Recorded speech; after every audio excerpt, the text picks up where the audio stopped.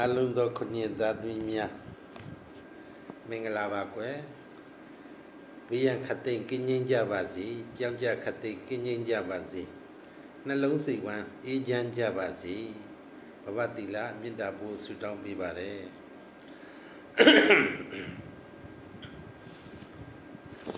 မနေ့မိုးလင်းလို့ရှိရင်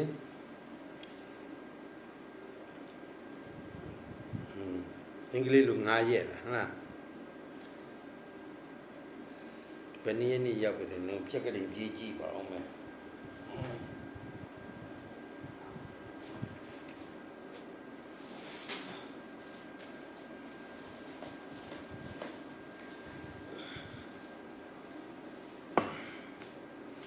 ဖြက်ကလေးလည်းကြည့်ရအောင်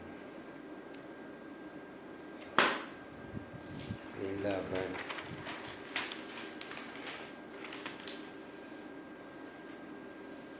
ငါနေ9ရက်တခါတော့ဗမာ4ရက်ဆိုအင်္ဂလိပ်4ရက်ဗမာ9ရက်ဆိုအင်္ဂလိပ်9ရက်ဒီလဲဆုံးနေတဲ့ထူးခြားတဲ့လာဆန်းတစ်ခုလို့တော့ပြောရတာပေါ့နော်လာတိုင်းမှာကအဲ့ဒါလို့မဆုံးဘူးမြန်မာနဲ့အင်္ဂလိပ်နဲ့ဆုံးနေလာတွေဆိုတော့ကမှာသူကထူးခြားတဲ့သင်္ကေတလေးတွေရှိတတ်တယ်နော်အဲ့ဒါလေးကိုမှတ်ထားပါမနေ့ဆိုရင်အင်္ဂါနေ့ကိုရောက်ပါပြီတဲ့အင်္ဂါနေ့ဆိုလို့ရှိရင်ဘုရားတို့ရဲ့ဟောနေကြအတိုင်းဆိုလို့ရှိရင်နော်ဆွန်ကြိုင်ကြတဲ့ရက်ပေါ့နော်ဆွန်ကြိုင်ကြလို့ရှိရင်ဘာလို့ရမလဲဆွန်ကြိုင်ရမယ်ညနေဆောင်ဆိုရင်ဆွန်ဟင်းနေပါလိချက်ရတယ်တဲ့ဆွန်ဟင်းချက်တဲ့ခါမှာထင်းနေပါလိလို့တဲ့ထင်းကမယန္တာထင်းနဲ့နော်မိသွေးကောက်နေတဲ့ဆိုတာဟုတ်ဒါအင်္ဂါနေ့နဲ့ပတ်သက်တဲ့ခါမှာအဲ့ဒီအသွားအလာအယူဆလေးတွေကရှိတယ်ဒါကိုမှတ်ထားပါနော်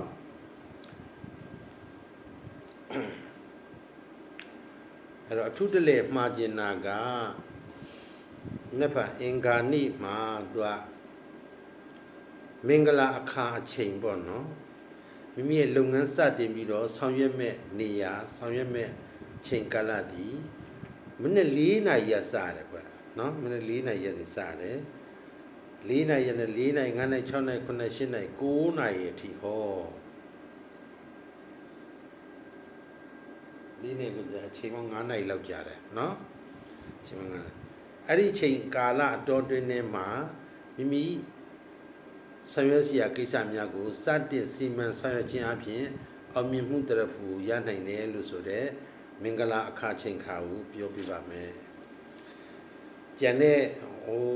မင်္ဂလာခါရွယ်မသိဘူးเนาะဘာလို့ယူတဲ့ချိန်ခါတစ်မျိုးပဲเนาะအဲ့တော့ဖြက်လန်းနေနဲ့သွားရရှိတယ်ကြော်ခွသွားရလည်းရှိတယ်နောက်ကနေလိုက်တာလည်းရှိတယ်တဲဝင်တိုးတာလည်းရှိတယ်အလင်းတင်တယ်လို့လောကကာလရဲ့ဒေသရဲ့အခြေအနေအရာအလင်းတင်တယ်လို့သူ့ရဲ့ပေါ်ပေါက်လာတဲ့ဒီနေနံပညာများကို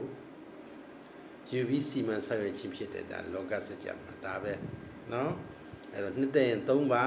မနှစ်သက်ရင်မ3ပါနဲ့အဲ့တော့မင်္ဂလာချိန်ခါဒီမနေ့ခင်း4နာရီကနေ9နာရီတော့တွင်မှာမိမိစီမံဆောင်ရွက်မယ့်ကိစ္စအလုံးကိုဆောင်ရွက်ထားရင်ဖြင့်စီးပွားရေးကောင်းပါလိမ့်မယ်တဲ့အလုပ်ခိုင်သမားများနော်အိမ်ပနဲ့ထူမဲတဲ့မနေ့ကြီး4နာရီထအမှစကျူးဒီပဲစတဲ့တိုင်းမိုးလေးနဲ့ထထူနော်9နာရီအတွင်းချပလိုက်ဟုတ်သလားနော်ငါလေးလုံမဲ့တဲ့လုပ်ငန်းစမယ်ရောဒီချိန်တွင်မှာအယောင်းဝဲစကားပြောမယ်တဲ့ဒီချိန်မှာဒါပဲပြီးအောင်လုပ်ထည့်လိုက်နော်အဲ့လိုမျိုးရှိပါတယ်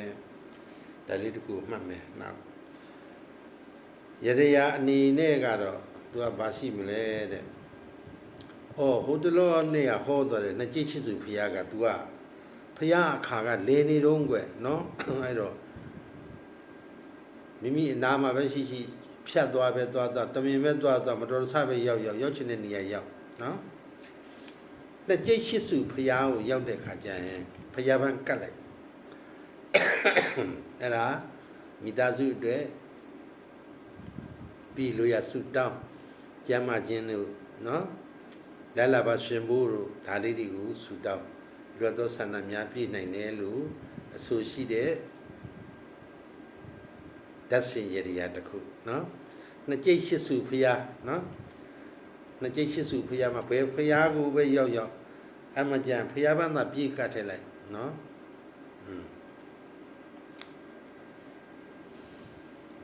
အဲ့ဒါမိမိအတွက်ခါတိုင်းလှူတာတဲ့ပို့ပြီးတော့အကျိုးရှိတယ်လို့ဆိုတဲ့ကာလအချိန်ခါရဲ့ဒီအဖြစ်ပါတယ်နော်အဲ့တော့မနှက်ဖန်ကလိုနေရာမျိုးအနည်းမျိုးမှာပြောပါတယ်နော်လက်ဖန်နေနဲ့မကြည့်ရှိစုဖျားကြံသေးတယ်အဲ့တော့နှစ်ကျိတ်ရှိစုအောင်တော်မူဖျားပန်းကတ်လို့လှူဟောဇာလေးကိုရေးထားပါနော်နှစ်ကျိတ်ရှိစုအောင်တော်မူဖျားပန်းကတ်လို့လှူ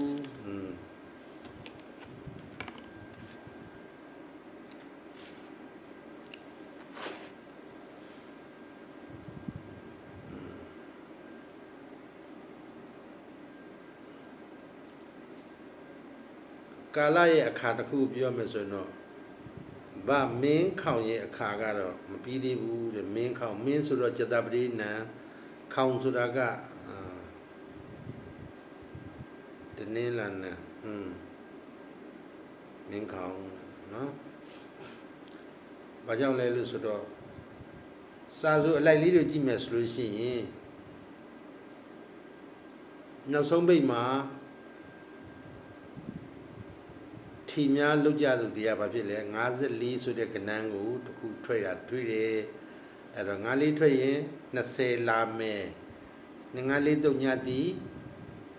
54နှစ်တုံညတိပါတယ်လေဗုဒ္ဓဘာသာကဏ္ဍဗုဒ္ဓဘာသာကဏ္ဍသင်ရမှာ54တုံညကိုကိုင်နာနဲ့ဆိုလို့ရှိရင်ဘာတစ်လုံးကလည်းကုဏ္ဏဝင်းစီဒီကလာတတ်တယ်နော်ကုဏ္ဏဝင်းစီဒီဆိုလို့ရှိရင်ဘာဖြစ်မလဲဘာမဟုတ်တမိုင်ပတ်လေလာတတ်တယ်ရှစ်တလုံးပါတော့မယ်258တုံညနဲ့254တုံညနှမျိုးဖြစ်တဲ့အတွက်တမိုင်ပတ်လေးကိုကင်တဲ့ခါတိုင်းမှာလည်းလေးတလုံးထည့်ရတယ်လို့ဗုဒ္ဓဘာသာကိုကင်တဲ့ခါတိုင်းမှာလည်းရှစ်တလုံးကိုသုံးခြင်းအပြင်အလုံးပြည့်စုံတယ်လို့သတ်မှတ်ထားပါတယ်အဲ့ဒါလေးကိုကြကုတ်ကြကဲဘယ်တော့မှမမေ့ဘဲနဲ့သာလျင်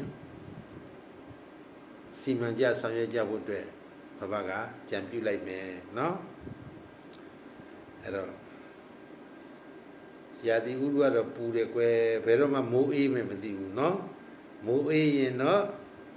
မိုးအေးတယ်ကိုလေးကွယ်နော်မိုးအေးတယ်ကိုလေးကွယ်စငါလန်ကတန်တန်ရက်တောင်ဖုံးနှစ်ပတ်လို့ဖြစ်နေမှာเนาะ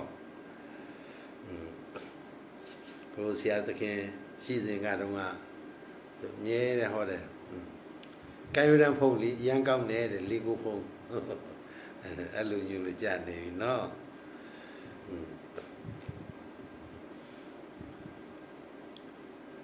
အဲ့ဒါအခုခေတ်နဲ့ပြောရမယ်ဆိုရင်တော့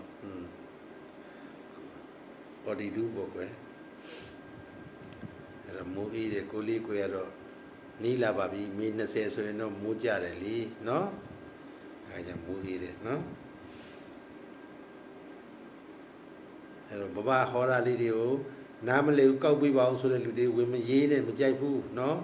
မတိုင်လို့ဆိုရင်သာသာနေဘဘပြောသွားတဲ့ဥစ္စာလေးတွေကိန်းကနန်းလေးတွေယူရန်ကိန်းကနန်းမြမစာကိုနေနဲ့ပြောင်းတဲ့နေနဲ့ပြောင်းမပြောင်းတဲ့လဲသာသာလေးလိုက်လိလာအောင်เนาะလွှတ်ထားလေးတွေကိုထောက်ပံ့သွားတာပြောသွားတာပဲဖြစ်တယ်မိမိဒီဘာကိုဆောင်ရွက်ခြင်းလဲစီဝဲဆောင်ရွက်မလားစီဝဲဆောင်ရွက်ခြင်းမင်္ဂလာအခါရှိတယ်မင်္ဂလာအခါနဲ့လှုပ်လိုက်ဒါပဲเนาะကိန်းကနန်းလိုက်ရိုက်မယ်ဆိုရင်เนาะတမိုင်ပတ်လက်ဖျားတယ်နဲ့ဗုဒ္ဓဘာသာနဲ့ရောတဲ့ကဏ္ဍအခွေကိုလိုက်ချင်းအားဖြင့်ဒီတပတ်အတွက်လက်လဘအရာမွေးခွေလို့ခေါ်ပါတယ်ကဲအားလုံးပဲကျမ်းမှာချမ်းသာကြပါစေမွေးခွေပြောလိုက်ပြီเนาะ